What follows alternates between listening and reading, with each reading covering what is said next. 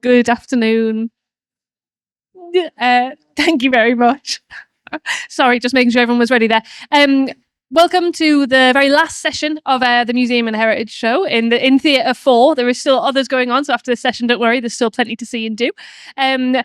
Just a few housekeeping rules quickly before we get going. My name's Anya Kirkby. I work across the Museum and Heritage sector, primarily freelance product development. If we just start off by, can everyone hear me? Can people give me a little wave if you can't hear me very well? I call a few of you out that one. No, so everybody can. If you can't during the session, if you just wave at us vigorously, we'll get it sorted out for you. Just also to keep in mind that during this session we are recording this. It will go online, so you can actually go online and see all of the sessions again. So just do bear that in mind. And I'm very pleased to welcome as our last speakers today at Theatre 4. We've got Rachael, Ellen, and Graham speaking to us about ticketing systems. So thank you very much. Thank you. Thank you very much for having us this afternoon. Listen, we hear this term used interchangeably, don't we? We need a CRM system in the same conversations that are taking place when organisations are looking for a ticketing system. And for some, they may be two different things, but for today, I'd really like to think about them being a single solution and the benefits that that can bring. I'm Rachael Easton. I'm Business Development Director or Director of Regional Development for Tessitura in the EU. And I'd love today just to talk a little bit about who we are as a company, a little bit about CRM and what that means to us. And then very quickly, I'm going to ask Graham and Ellen to talk to us about their experiences and what they're doing and share with you some more practical information. So who are we? Very quickly, we're a not-for-profit technology company with over 800 organisations using our software in 10 countries.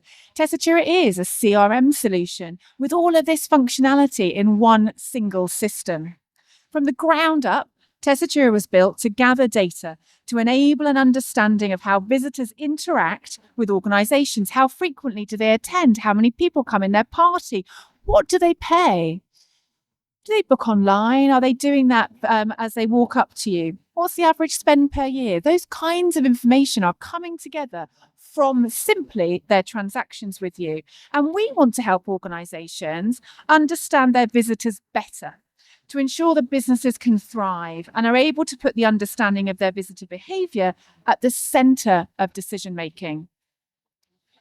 We believe that with data comes the ability to make informed decisions and take on planning, activity and communications with confidence. Is it enough to issue tickets? We don't think so.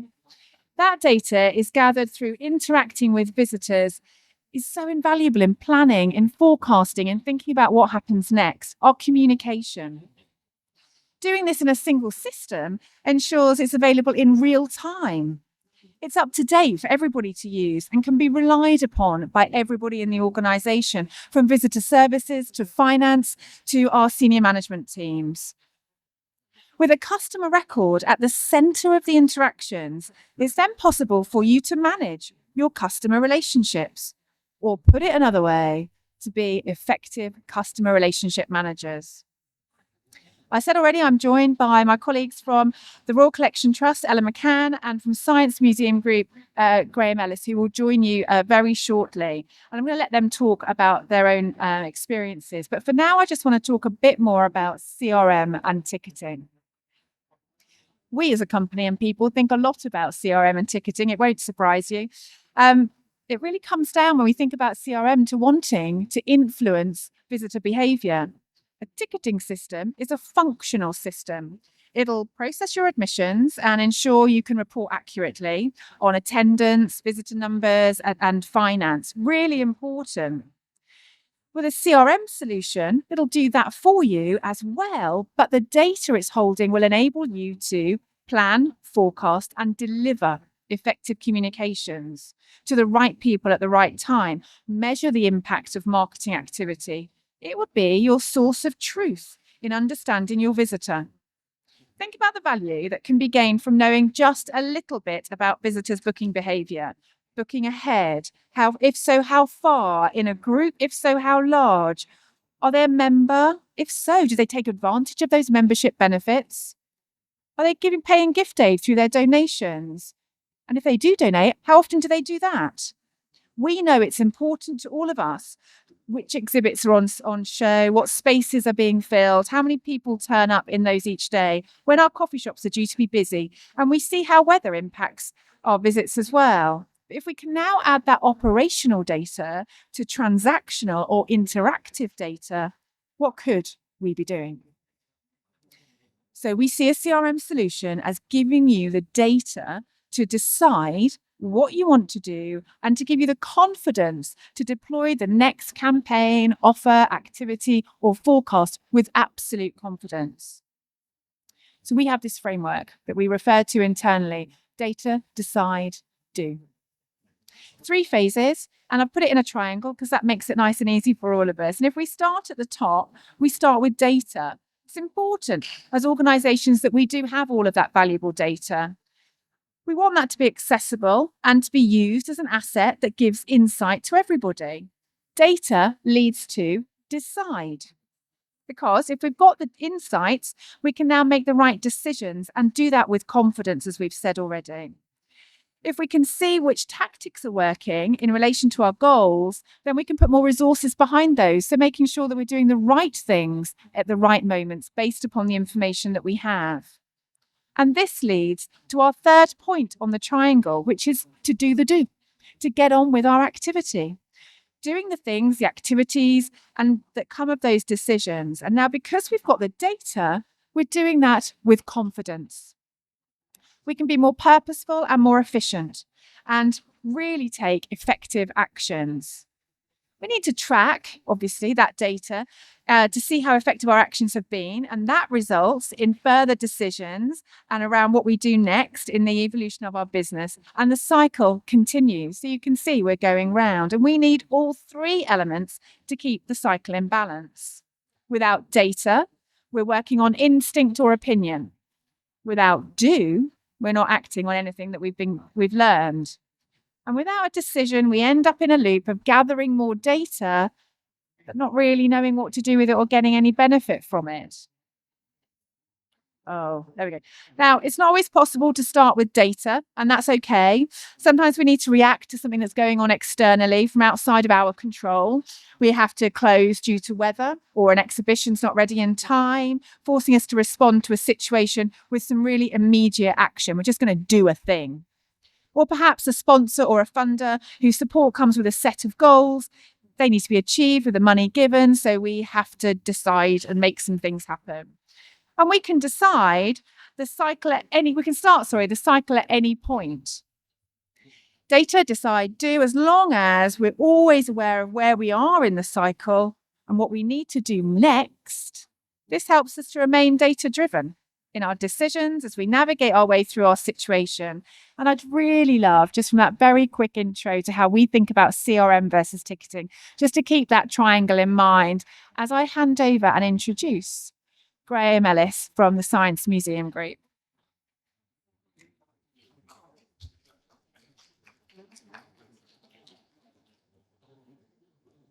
Thanks, Rachel. So hello, everybody. I am Graham. I am the head of CRM for the Science Museum Group. And for those of you who don't know, the Science Museum Group is made up of 6 sites across the UK. So going north to south, we have Locomotion, which is just outside Shildon near Darlington. We have the National Railway Museum, which is in York. We have the National Science and Media Museum in Bradford. The Museum of Science and Industry in Manchester, the Science Museum just down the road in South Kensington, and the soon to open to the public Science Innovation Park, which is near Wroughton, just outside Swindon. So Rachel asked me to come along today to talk a little bit about some of the stuff that we've been doing with CRM, and I thought as a nice case study about how we have leveraged CRM and Tessitura to really finesse our visitor experience is around the pandemic and our visitor journey and how we changed that in response to the pandemic 4 years ago. So in the pre-pandemic times, we asked visitors to enter the museum. Visitors could just turn up to the museum and were able to come in without needing an admission ticket. We would asked me if they wanted to book some activities in advance. So some of our exhibitions or some of our commercial activities were bookable in advance. When people arrived at the museum, we would ask them as part of their arrival journey if they wanted to make a donation as part of make a donation to the museum as part of that arrival sequence. And that meant that pre-pandemic, we had just around about 5.2 million visitors. That was the number of visitors we had in 2019. That was pretty much averaged out over the last few years of the last decade.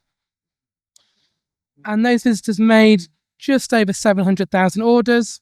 And of those 700,000 orders, 52% of those visitors shared their data with us. So that when they bought their tickets, they would let us have their data as part of that journey, which meant that in 2019, a little bit over 7% of our visitors were known to us. So of those 5.2 million people who were coming in to the museum, we knew we were able to follow up and build a relationship with around about 7% of those visitors. Then in March 2020, we all know what happened. We went into lockdown we were all impacted by COVID. So during that time, we had to think about how we were going to reopen our museum to be safe, to meet all of the regulations and requirements at that time. And museums were able to welcome visitors back in from August of 2020. And we made a decision during lockdown that we were going to implement museum admission ticketing, free museum admission ticketing, as part of our response to the pandemic. So we needed to build a new visitor journey in order to allow that to happen.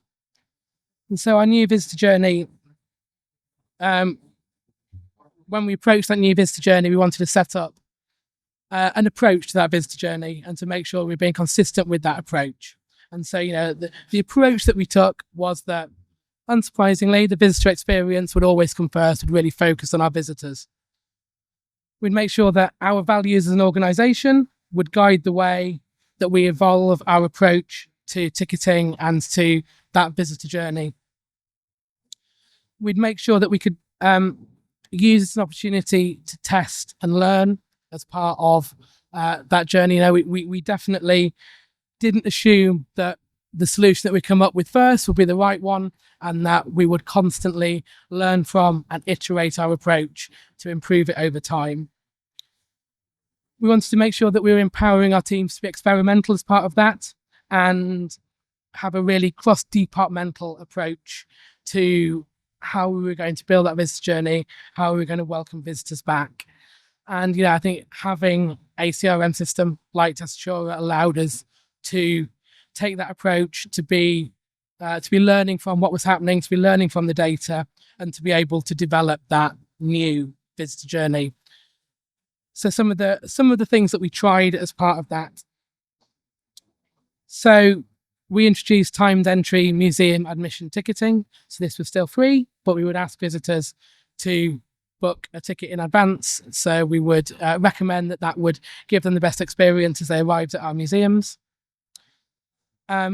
We could have a donation ask online as part of that museum admission ticketing journey, so that we had the opportunity to encourage visitors to make that donation as part of that ticketing journey. We were also able to let them know about what else was happening in the museum on the day of their visit, to be able to talk about and upsell the activities that were happening, because we knew which day they were coming into the museum.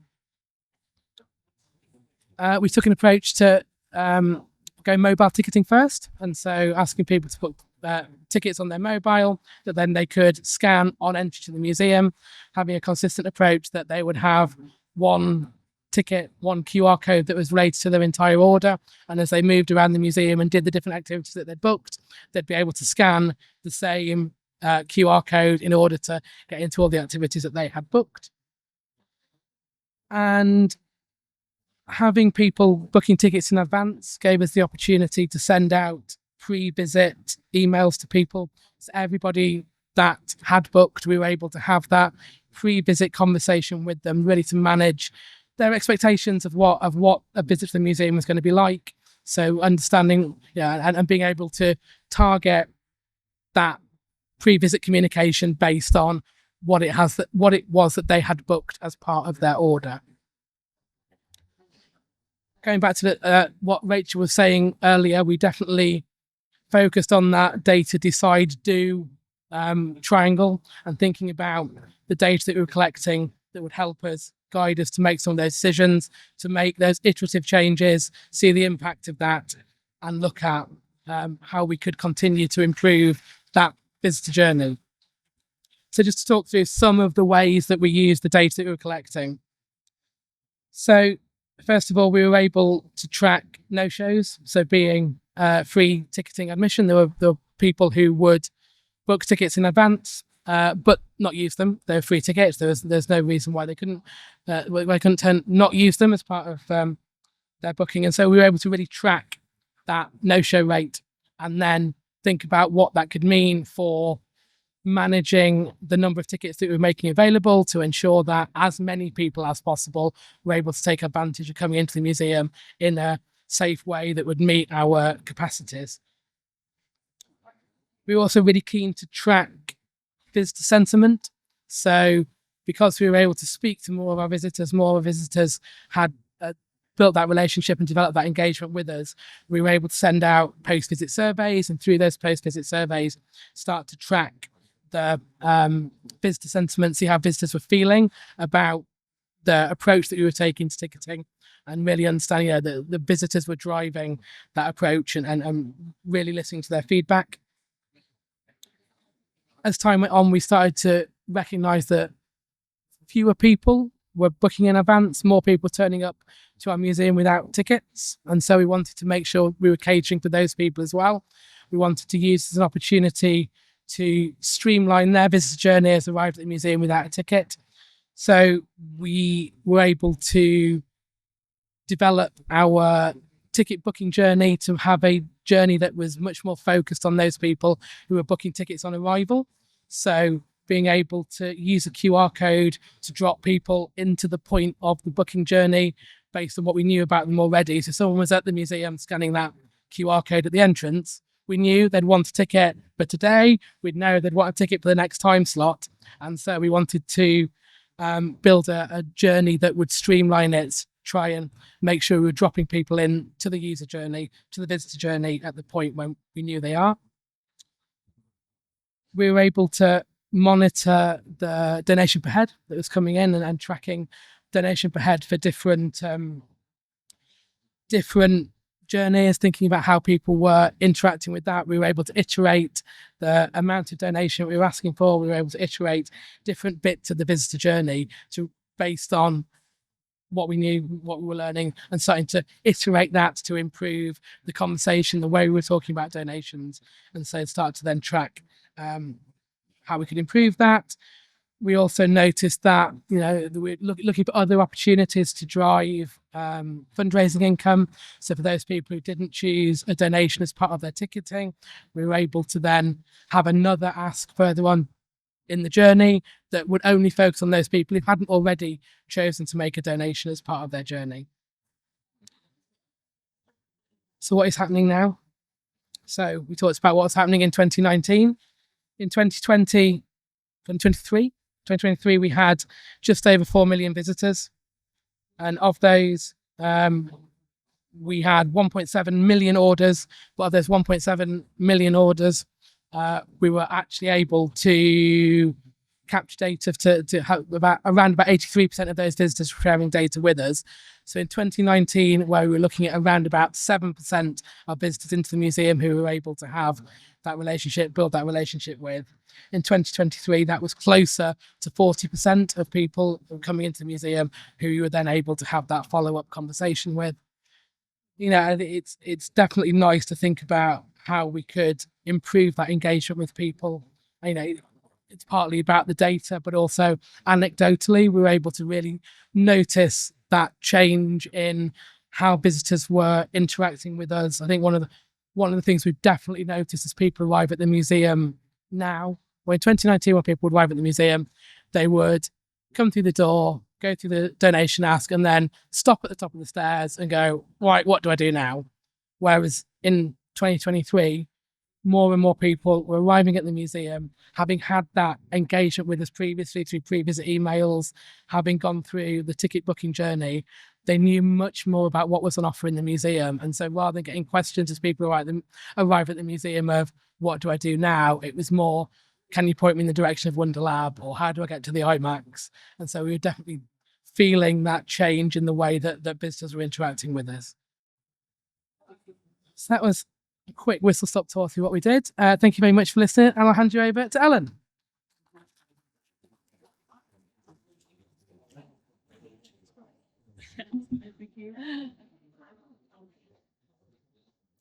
Hello everyone, my name is Ellen. I am Senior Ticketing Process Manager at the Royal Collection Trust.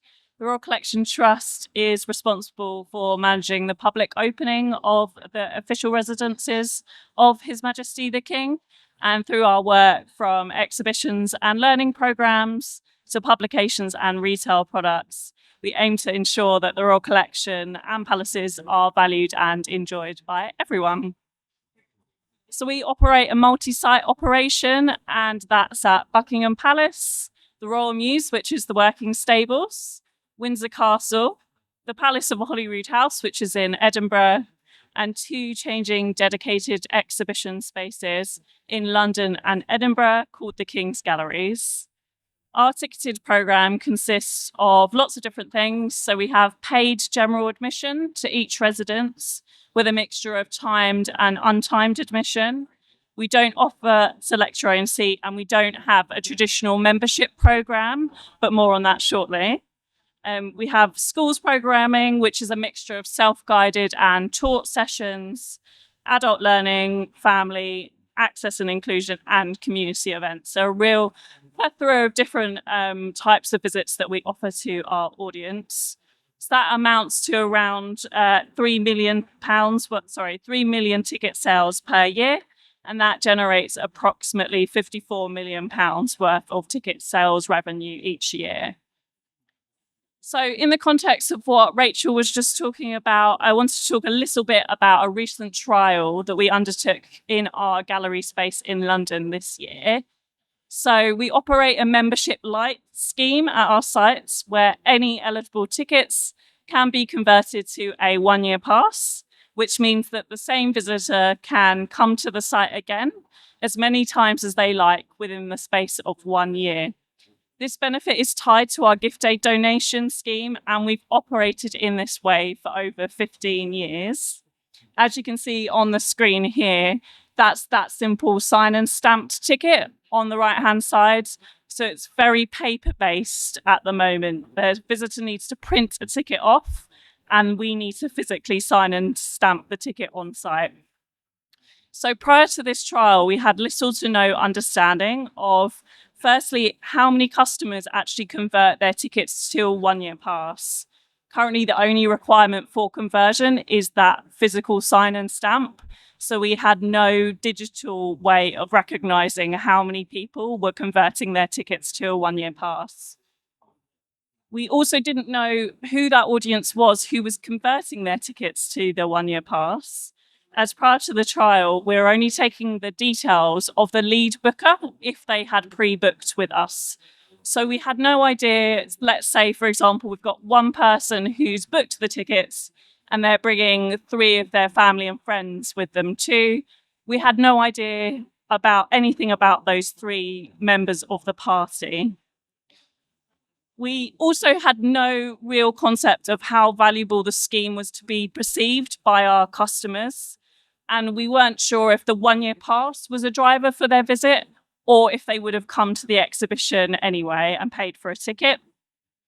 And also, if we were to change how we registered people for the scheme, what would be the operational challenges to us making that change? And what would be the customer reaction to us making a change to the scheme? It's very long-standing, so we weren't sure about our regular visitors, if that would be a shock to them if we changed the way that we registered customers for the 1-year pass scheme. So to find out more about that segment of our audience, we decided to carry out a trial in 2 parts. And that was during our latest exhibition at the King's Gallery, which was Holbein at the Tudor Court. So firstly, we leveraged Tessitura's survey function to ask every visitor returning using their one-year pass several questions, including, how did you hear about us? How do you rate your satisfaction with the one-year pass scheme? And would you have come to the exhibition if you didn't have a one-year pass? The second part of the trial, we decided that every person that we were registering for the one-year pass scheme, we would track their registration in Tessitura. So this involved creating a customer record for every visitor that we registered, which was done by the team at the ticket desks at the gallery. And for every visitor that we were registering, we collected name, address at minimum. This means that we could track several data points that get associated with the customer record for each registration. So that includes method of sale, date and time of the order, as well as the date and time of their visit, what their country of residence is, and what their postcode was if they were from the UK. So after we collected that data, we were then able to use Tessitura's data analytics platform to look at the data collected at both the customer records and the results of the survey. So what did we find out? So we registered 12,798 people for our one-year pass scheme during the trial period, which was a registration rate of 34%. We'd never before had a figure of how many people actually wanted to sign up for the scheme. So it's really fantastic that we now have a kind of baseline idea of how many people are looking to register for the one-year pass. The majority of those registering were adults. So we do demographic pricing at the Royal Collection Trust. And most of the people that were registering were adults and from the UK, and very specifically from London and the southeast of England. As you can see on the right-hand side here, we've got a very significant cluster around London and the southeast. Of the people that we registered, 79% of visitors had never visited the gallery before, and 70% of the visitors had not visited one of our other sites before. However, this figure is likely to be lower due to the fact that this is the first time that we've taken the details of our shadow audience. So it's bringing those customer records to light that we'd never seen before. And 20% of those visitors who supplied their email address were already subscribed to our newsletter. In terms of perceived value of the scheme, 10% of customers did not want to provide their personal details in order to register for the scheme, either because they didn't want to provide details, they were hesitant to pass their details over to us, or they did not want to queue to register for the scheme at the ticket desks. And as a result of the survey, 83% of customers who used their one-year pass for the exhibition state that they would have come to Holbein even if they didn't have a one-year pass. So that was interesting in itself. Overall, in terms of satisfaction, 79% of customers were very satisfied with the one-year pass scheme. And the majority of our customers returning with their one-year pass first heard about the exhibition through our newsletter. So it shows how powerful our e-newsletter marketing was to bring those customers back to the gallery. So in terms of next steps, so we're still at the evaluation stage, but it's clear that there's real value to our one-year pass scheme based on the data that we've collected from this trial. And it's a way for us to foster engagement with our dedicated bookers. It's going to help us make decisions about the scheme itself. So, for example, I think we really need to look at, is it really serving all of our customers like we want to? Currently, it's clear it's only reaching our London and South East audience. So is there something that we need to do to further expand that reach? Also, having a think about what our technological and operational challenges are for this registration piece and how to make it scalable, as we couldn't scale up the trial in its current form. But this has really given us the appetite to take this analysis even further and track that registered audience behaviour for future bookings. So, for example, for those who have registered, are they going to come back? Are they going to come and see our next exhibition at the gallery? And finally, we really want to start looking at personalizing our e-newsletter comms, because clearly this audience segment is really engaged, and we want to have a special focus on lapsing visitors or those who have yet to visit their exhibition within their 1-year pass validity period. So with that triangle that Rachel was talking about, we've definitely done the do and the data, and now we're going back to the decide and the do. So we're definitely within that triangle at the moment. So yeah, that's all from me. Just back to Rachel. Great. Thank you very much. I'm probably going to get told off, and now she's going to get a brush out and sweep me away as she threatened. If you have any questions and you'd like to talk to any of either Graham or Ellen, please do come up and say hello and ask them any questions. I think I've run out of time, haven't I? I have. So thank you very much. Thank you. Thank you.